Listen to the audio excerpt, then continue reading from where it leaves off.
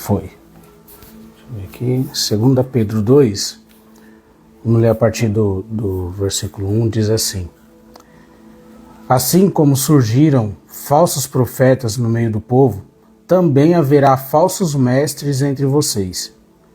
Eles introduzirão heresias destruidoras, chegando a renegar o soberano Senhor que os resgatou, trazendo sobre si mesmos repentina destruição. E muitos seguirão as suas práticas libertinas, e por causa deles o caminho da verdade será difamado. Movidos por avareza, eles explorarão vocês com palavras fictícias, mas para eles a condenação decretada há muito tempo não tarda, e a destruição deles não caiu no esquecimento. Pois Deus não poupou os anjos quando pecaram, mas lançando-os no inferno, prendeu-os com correntes de escuridão, reservando-os para o juízo. E ele não poupou o mundo antigo, mas preservou Noé, pregador da justiça, e mais 7 pessoas, quando fez vir o dilúvio sobre o mundo de ímpios. E reduzindo a cinzas as cidades de Sodoma e Gomorra, condenou-as à ruína completa, tendo-as posto como exemplo do que viria a acontecer com os que vivessem impiamente. Mas livrou o justo Ló, que ficava aflito com a conduta libertina daqueles insubordinados, porque esse homem justo, pelo que via e ouvia, ao morar entre eles, atormentava a sua alma justa, dia após dia, por causa das más obras iníquas que eles praticavam. Assim o Senhor sabe livrar da provação os piedosos e manter os injustos sob castigo para o dia do juízo. Só até aí. O apóstolo Pedro é o apóstolo da igreja agora. Pedro é o pastor da igreja. E aí o que Pedro faz? Ele começa a escrever as cartas. A gente viu lá em 1 Pedro que ele escreve para as igrejas da Ásia, né? E ele começa a enviar a carta ali, e agora na segunda carta ele dá a instrução de como ser cheio do Espírito Santo, que foi o que a gente leu na semana passada, lá as 7 qualidades do Espírito, né? A gente acrescentar a fé, a virtude é o conhecimento, o amor, a fraternidade, a piedade, enfim, são 7 qualidades ali que ele falou, e agora ele está falando sobre o ensino da palavra, os falsos profetas. João vai tratar disso também, o Paulo vai tratar disso também, e aqui ele coloca, ele dá os exemplos bíblicos. Então ele começa falando, assim como surgiram falsos profetas no meio do povo, também haverá falsos mestres entre vocês. O que ele está falando aqui?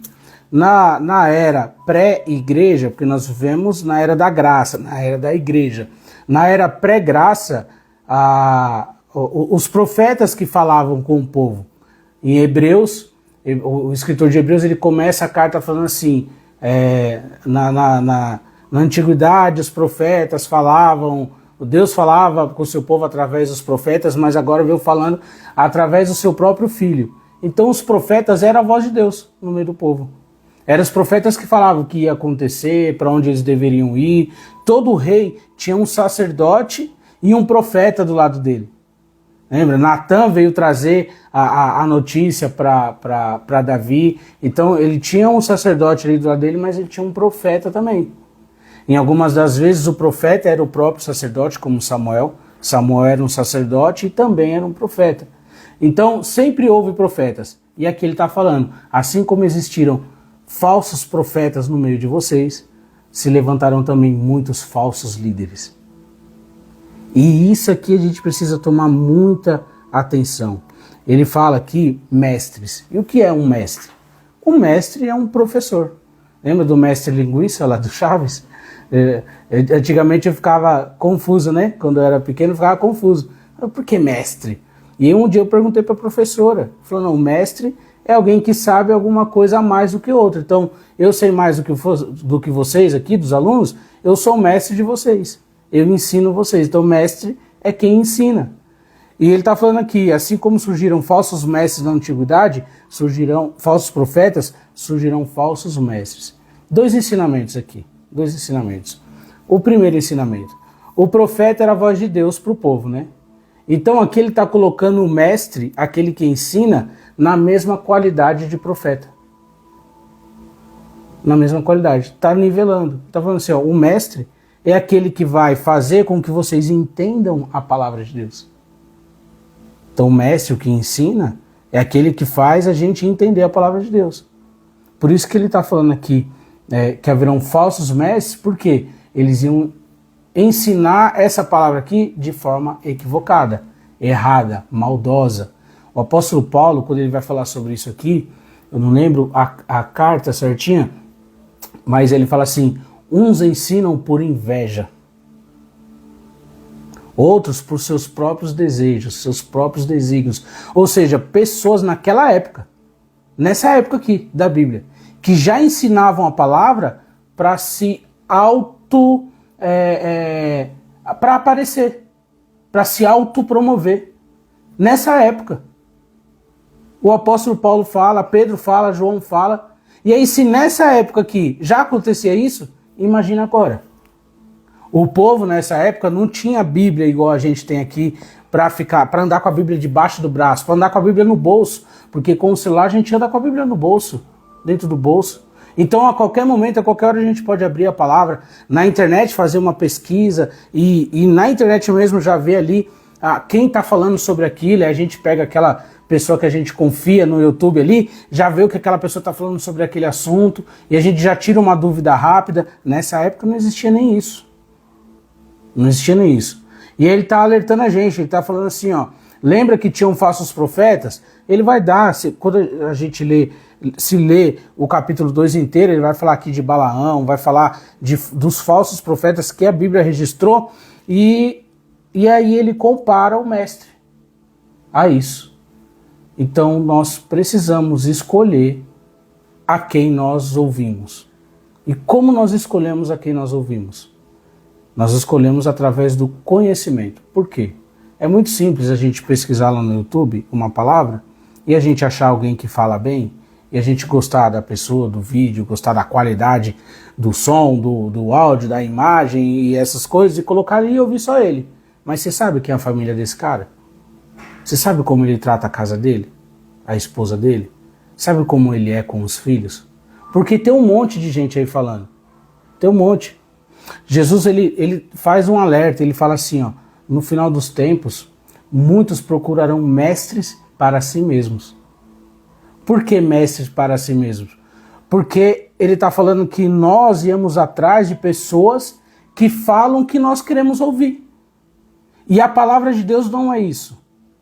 Qual é a função de um profeta? A função de um profeta não era só falar do futuro. Um profeta não fala só do futuro. Um profeta fala de um destino. Então ele não vai falar do seu futuro, ele vai falar do seu destino. Qual destino? O destino eterno.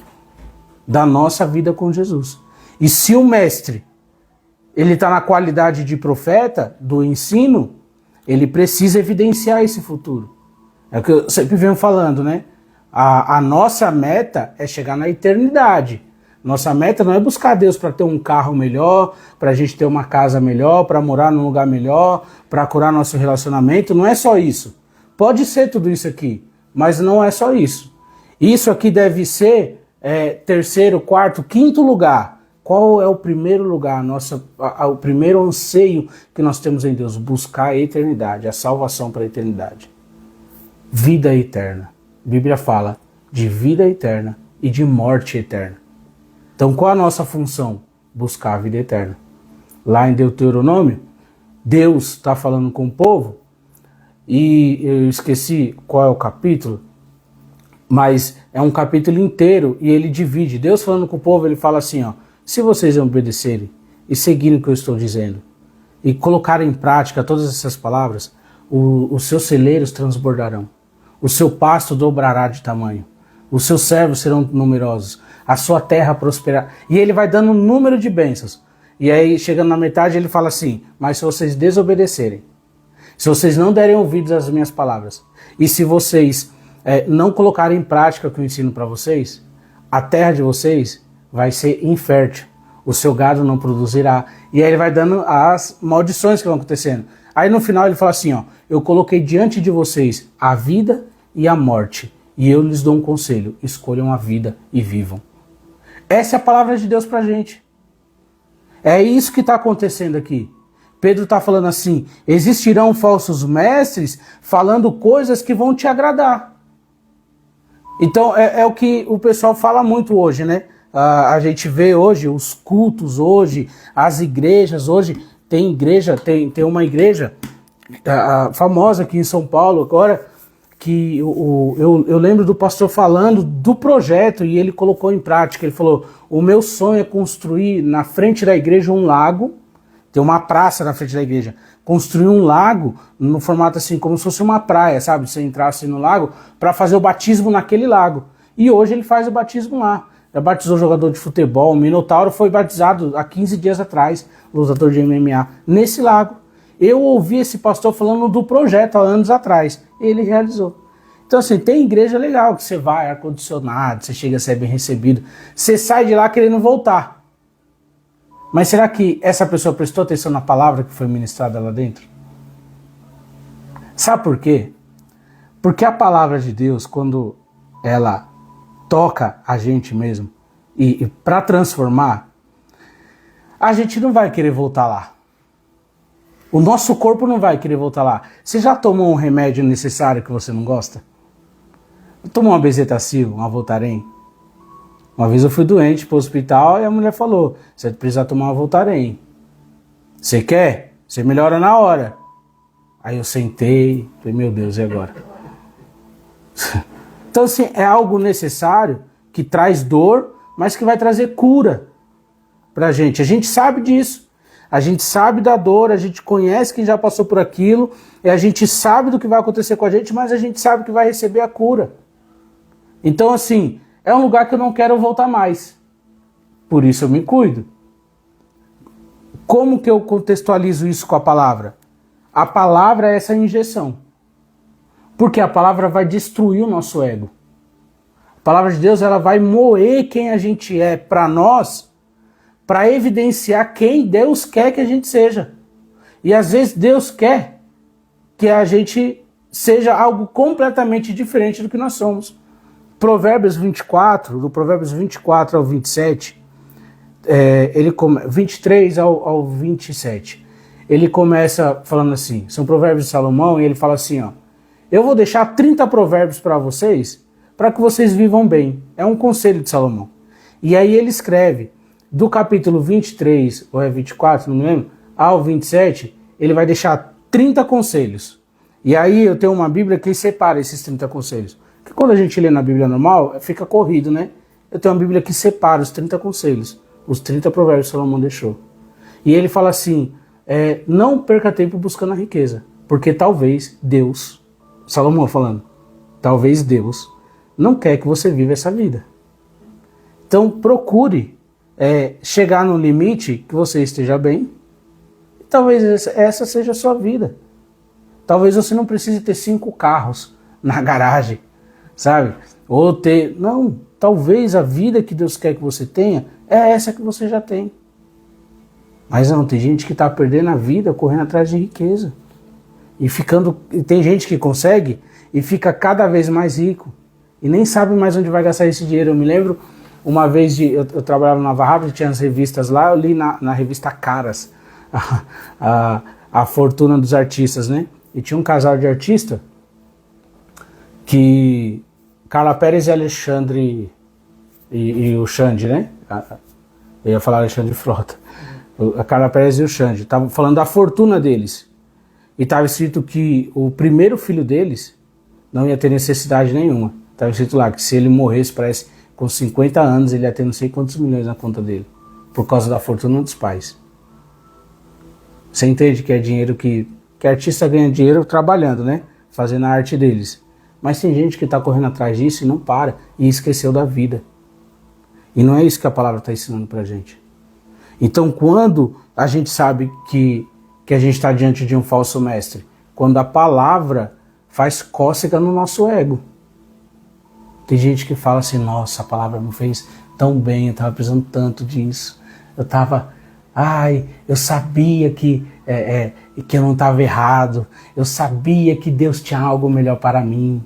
As propagandas das mensagens é assim hoje.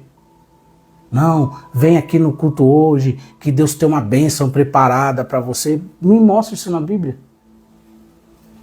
Quando a gente abre a Bíblia em Efésios, lá, Efésios 1, Paulo começa assim, glória a Cristo e a Deus, Pai do nosso Senhor Jesus, que nos abençoou com todas as bênçãos espirituais nas regiões celestiais.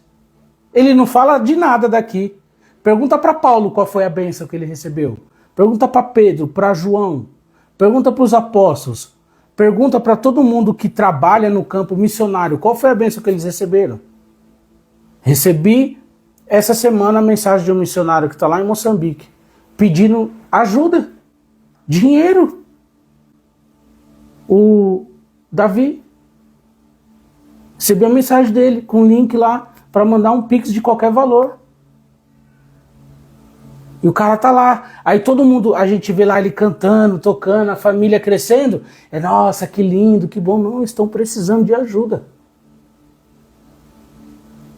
Então, essa palavra que massageia o nosso ego, talvez seja um falso mestre que está ministrando ela. E talvez não seja nem maldade dele. Talvez seja a forma que ele aprendeu. Talvez seja a forma que ele aprendeu. E aí ele fala assim, ó, muitos seguirão as suas práticas libertinas e por causa deles o caminho da verdade será difamado. O que é que a gente vê hoje quando vai falar do evangelho? As pessoas, na série que a gente está assistindo, apareceu 2 vezes lá a questão de religião, de cristianismo, e as 2 foi difamando as pessoas. O cristianismo. As 2. Então, assim, a versão que eles mostram do cristianismo é que o cara é ladrão, é que o cara é controlador, é megalomaníaco, é um psicopata, entendeu? É um criador, formador de massas, é uma pessoa que só fala mentira, que usa da religião e do meio da palavra de Deus para arrecadar dinheiro para ele crescer pessoalmente. Então a visão que o mundo tem e quer colocar essa pecha sobre nós é essa. Então quando eu vou falar do evangelho para alguém, essa pessoa já vem com 5 pedras na mão contra mim. Porque fala, não, você quer ganhar dinheiro com isso. Fui confrontado essa semana passada com isso. Ah, mas fulano tá ganhando mó grana com isso aqui. Sim, mas vai falar com fulano então, ué. Não vem falar comigo. Entendeu? Se você sabe que ele está fazendo isso está errado, vai falar com ele. Ele está usando o evangelho para ganhar dinheiro, vai falar com ele. Talvez o cara está precisando de dinheiro e você não sabe, ué. Entendeu? Mas o ensino aqui é esse. Tomem cuidado. Por quê?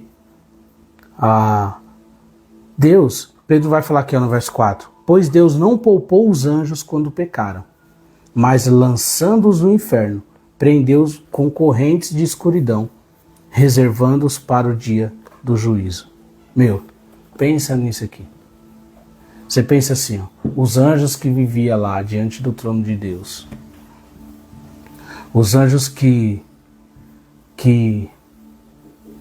estavam ali, vendo Deus face a face, pecaram. Esses anjos pecaram. E aí você fala assim, não, porque a imagem que a gente tem de anjo é a imagem de santificação, né? É a imagem de alguém santo. Mas anjo, ele é racional. Anjo é extremamente racional. Anjo não tem misericórdia. Um exemplo, toda ordem que Deus dá, o anjo cumpre. Então, se Deus falar assim, vai lá e passa a faca, ele vai passar. O que aconteceu no Egito? O cara mandou uma mensagem aqui, ó. Salve, meu irmão, estamos te ouvindo do Egito. O que aconteceu no Egito? O anjo da morte passou no Egito. Então, quando Moisés falou assim, ó, passe o sangue do cordeiro nos umbrais das portas. Por quê? Para que o anjo da morte não passasse ali. Anjo não tem misericórdia. E quem ele matou? Os primogênitos, os primeiros filhos. Então foi dos mais novinhos até o mais velho. Por que que anjo não tem misericórdia? Porque o anjo é extremamente obediente, porque ele sabe quem Deus é. A palavra vai falar assim, ó, vocês creem em demônios? Vocês fazem bem.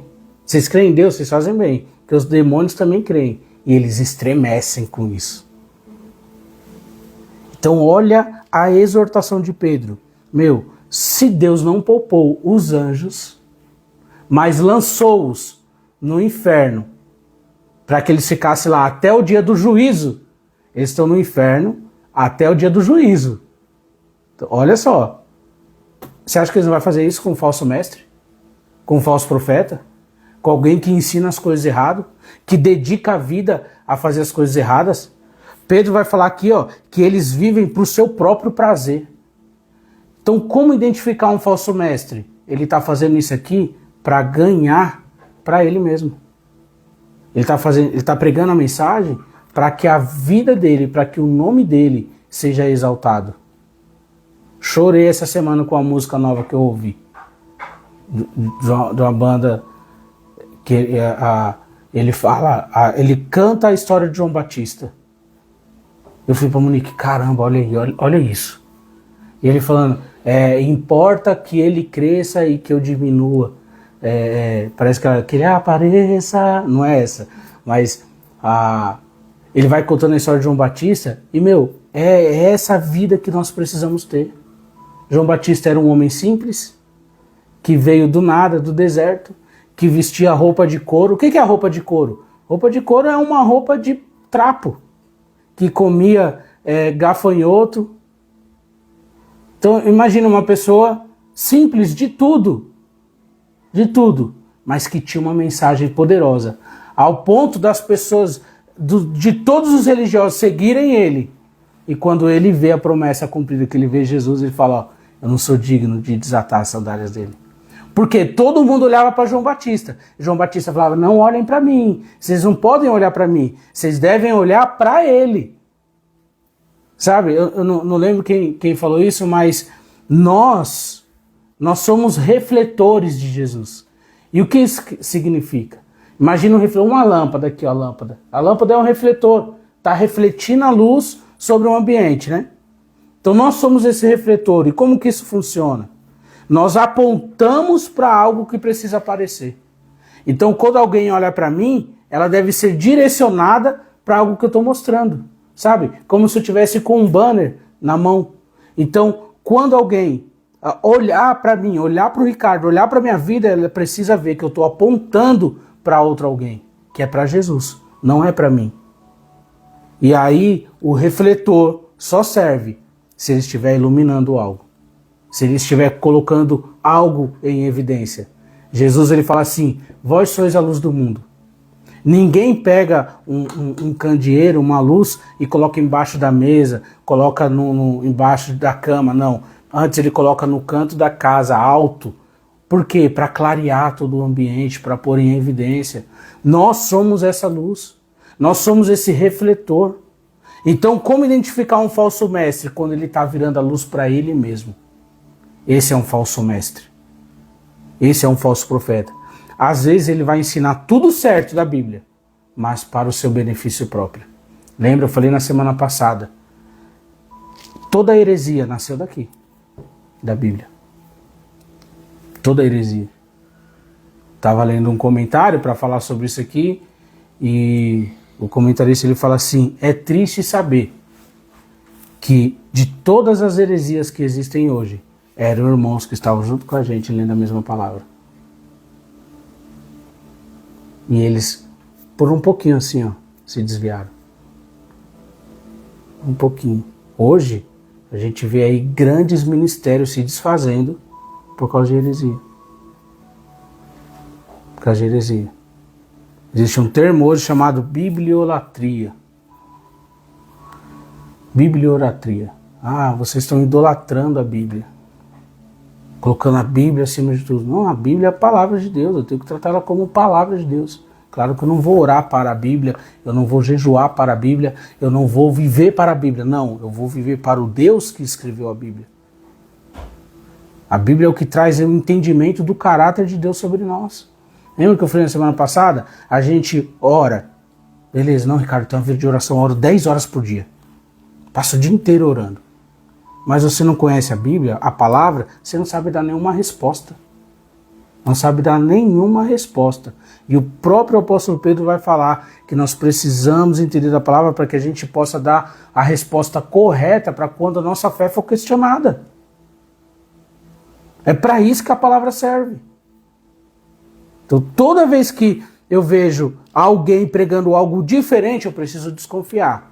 E aí, se eu tenho bala na agulha para confrontar, eu confronto. Se não, eu me afasto. Eu me afasto. E aí eu vou conversar com alguém que tem esse mesmo entendimento. Fala, não, peraí. O que a maioria pensa? Porque hoje, igual eu falei, você liga a internet, coloca lá uma mensagem e você vai ouvir o que você quer.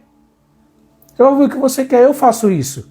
Eu quero ouvir um assunto, eu vou lá, aí aparece lá, se o Hernando Dias Lopes estiver falando, eu vou ouvir ele.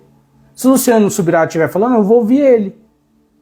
Se o Rodolfo Abrantes, Anderson Silva, esse cara, eu vou ouvir eles, porque são pessoas que eu conheço, que eu confio e que eu acredito, que eu gosto. Entende?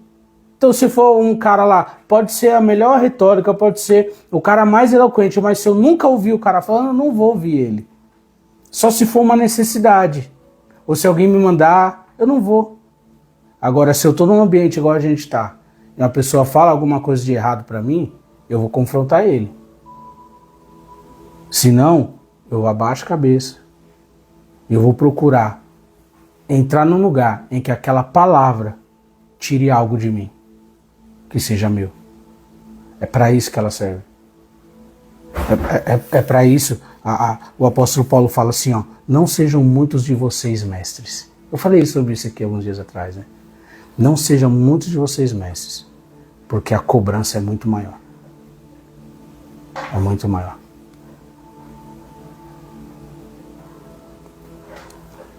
E aí o Pedro vai falando assim, ó.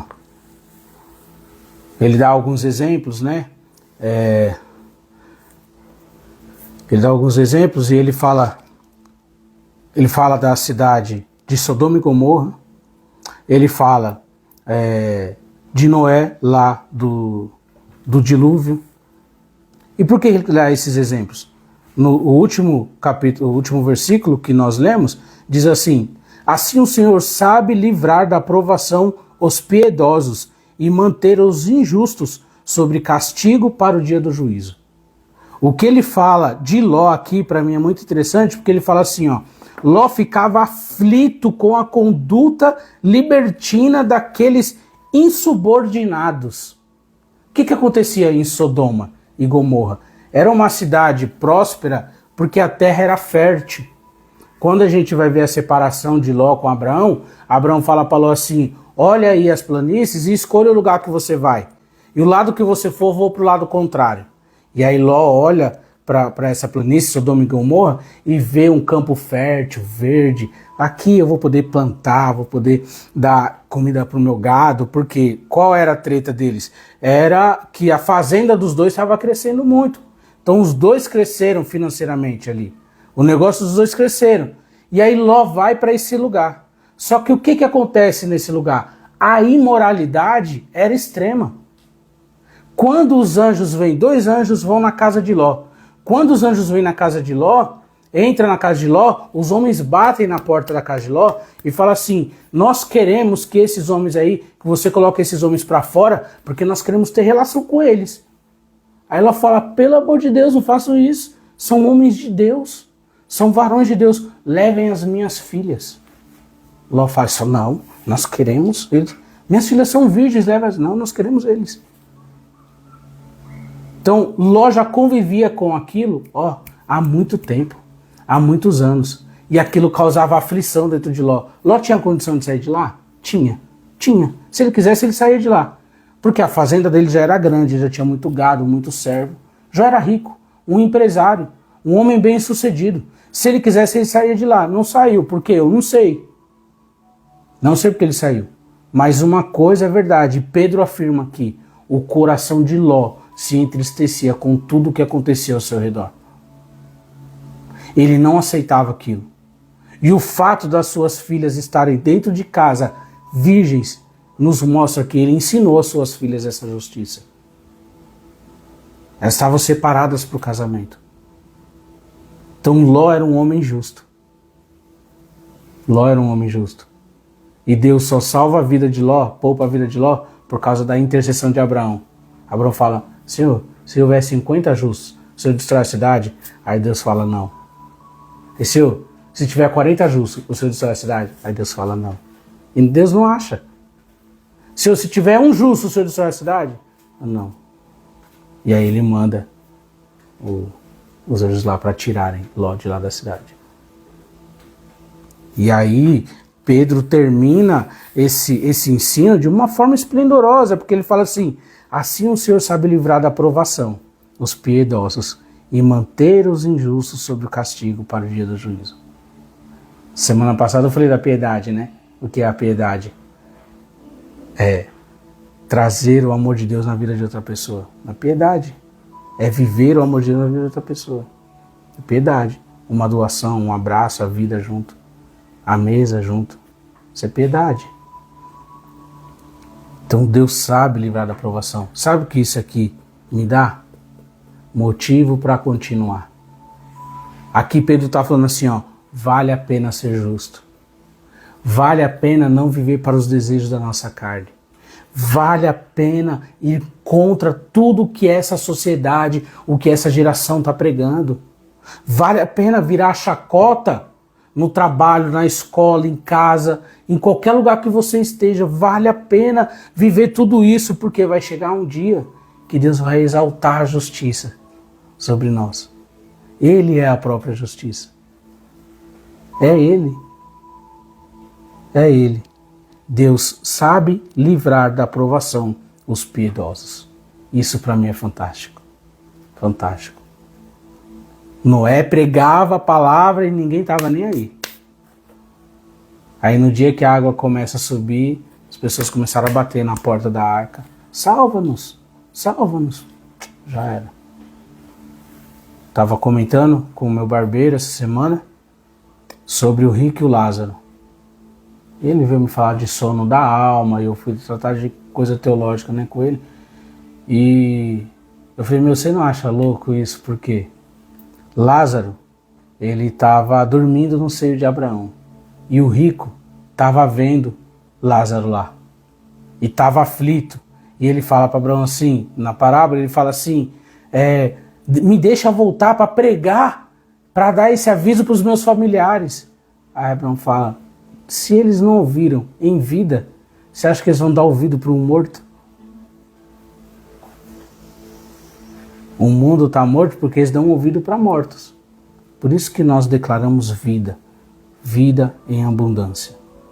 É isso. É isso. Glória a Deus. Vamos terminar?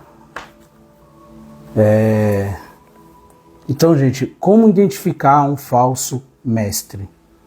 Quando o ensino dele é para a sua exaltação própria, para a sua promoção própria. Lembra sempre do refletor. Quando a gente liga uma lanterna, a gente liga a lanterna para onde? A gente liga a lanterna para frente ou para nós, assim? Para frente. Não faz sentido ligar a lanterna para você. Você liga a lanterna para frente. Por quê? Para iluminar o caminho, para mostrar que está no caminho. Lá no Salmo 119 vai falar, lâmpada para os meus pés é a tua palavra e luz para o meu caminho.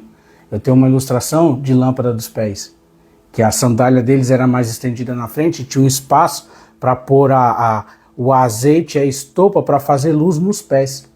Então caminhava à noite, a lâmpada era nos pés mesmo. Então a lâmpada era eu tenho um desenho ali, era essa sandália mais estendida com a estopa e o azeite para iluminar o caminho. Porque a luz não é para nós, a luz é para o outro. Qual é a nossa função? Refletir o outro, que é Jesus. Refletir Jesus no outro. Essa é a nossa função. Amém? Vamos orar? Obrigado, pastor Edu. Deus abençoe, irmão. Lá do Egito. Manda uma mensagem aí depois pra gente conversar. Glória a Deus, vamos orar. Senhor, nós te agradecemos, Pai, por esta palavra, te agradecemos por essa mensagem, eu te agradeço por todos aqueles que passaram aqui nessa live, aqueles que vão ouvir ainda esse vídeo, essa mensagem. Pai, eu peço que o Teu Espírito nos conduza a este lugar, Senhor, para aprender a verdade da Tua palavra, a verdade do Teu Evangelho, e não deixe que o nosso coração se desvie pelo caminho dos falsos mestres e dos falsos profetas. Pai, eu peço que se levante nessa geração, Pai, homens e mulheres corajosos, Senhor, tementes à Tua presença, à Tua palavra, para que nós possamos sempre aprender aquilo que o Senhor tem preparado para nós, aquilo que de fato o Senhor preparou para nós, Pai. Não nos deixe desviar para o caminho da perdição, não nos deixe desviar para o caminho da riqueza, não nos deixe nos desviar, Senhor, para o caminho que nos leva para longe de Ti. Mas eu peço que o Senhor nos conduza no caminho da santidade, da verdade, e que a Tua verdade habite os nossos corações, que o Teu Espírito nos conduza para essa verdade, Senhor. Eu peço que o Senhor abençoe esse alimento que está aqui na mesa, peço que o Senhor abençoe a vida daqueles que estão aqui essa noite, aqueles que não puderam vir, que o Senhor venha com cura, que o Senhor venha, Senhor meu Deus, com transformação, com libertação, e que a Tua palavra esteja sempre em nossos corações, para a honra e glória do Teu santo nome, em nome de Jesus. Amém. Glória a Deus.